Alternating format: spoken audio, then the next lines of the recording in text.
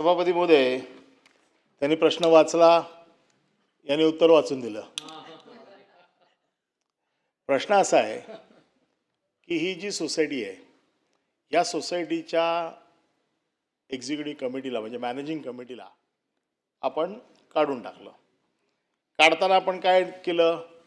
काढताना आपण म्हाडाचा जो ठराव आहे 6480 या ठरावाचा आधार घेऊन आपण काढून टाकलं. या ठरावामध्ये असं म्हटलेलं आहे की सदस्य जो ज्याला म्हाडाने रेकग्नाइज केलं नाही किंवा ज्या म्हाडाने त्याला नियमित केलं नाही अशा माणसाला एक्झिक्युटिव्ह मेंबर बनायचा किंवा मॅनेजिंग कमिटी मेंबर बनायचा अधिकार नाही. हा ठराव आहे कधीचा? 6/5/2010चा. हे सदस्य झाले कधी? हे 2004 मध्ये. आणि हा ठराव माझ्या हातात आहे. आता या ठरावामध्ये कुठेही असं म्हटलेलं नाहीये की याचा रिट्रोस्पेक्टिव्ह इफेक्ट दिलेला आहे. असं होत नाही कधी. म्हणजे जर तुम्हाला एखाद्याला जर 2010च्या नंतर जो आला त्याच्यासाठी हा ठराव लागू झाला, आपण त्याला रिट्रोस्पेक्टिव्ह इफेक्ट दिला आणि त्या लोकांना काढून टाकलं. माझा साधा प्रश्न आहे, मी काय कुठले जास्त त्या भानगडीत जात नाही, कारण मग ते काय फारच ते आणि आपण फार सविस्तर उत्तर देण्याच्या मनस्थितीत नसल्यामुळे म्हणून मी लिमिटेड प्रश्न नाही. सविस्तर देणार असाल तर मग मी सगळे ठराव वाचतो, मग सगळ्या ठरावाची उत्तरं द्यावी लागतील. आपला हा एकच विषय आहे ठरावाचा आणि म्हणून मी या एकाच ठरावावरती बोलतो. आपला ठराव जो आहे तो 6/5/2010चा ठराव आहे. या 10च्या ठरावाच्या नियमाप्रमाणे त्यांना executive member managing committee member बनता येत नाही असा आपला ठराव आहे.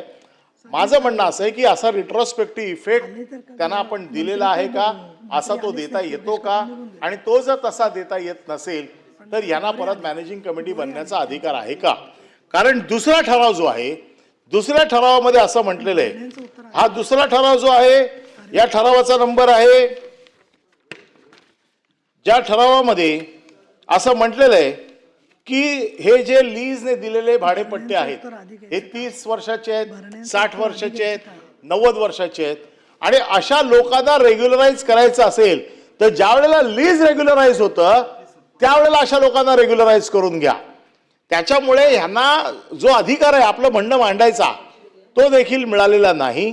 त्याच्यामुळे माझी आपल्याकडे साधी मागणी आहे, मी याच्यात जास्त कुठे खोलात जात नाही, की एक तर हा ठरावाचा पूर्वलक्षी प्रभावाने इम्प्लिमेंट करता येत नाही. तसं जर केलं असेल तर ते आपण दुरुस्त करणार का आणि त्यांना एक्झिक्युटिव्ह मेंबर परत बनवणार का, नंबर 1. आणि लीज रेग्युलराइज करताना यांना लीज रेग्युलराइज करण्याचा अधिकार आहे. त्याच्यामुळे हे मॅनेजिंग कमिटी ज्यांना काढलेलं आहे त्यांना आपण पूर्वलक्षी प्रभावाने गृहीत न धरता त्यांना या ठरावामध्ये कुठेही पूर्वलक्षित प्रभावाने म्हटलेलं नाही, त्यामुळे त्यांना मॅनेजिंग कमिटी बनण्याचा अधिकार आहे. तो त्यांना मॅनेजिंग कमिटी बनण्याचा अधिकार आपण देणार का?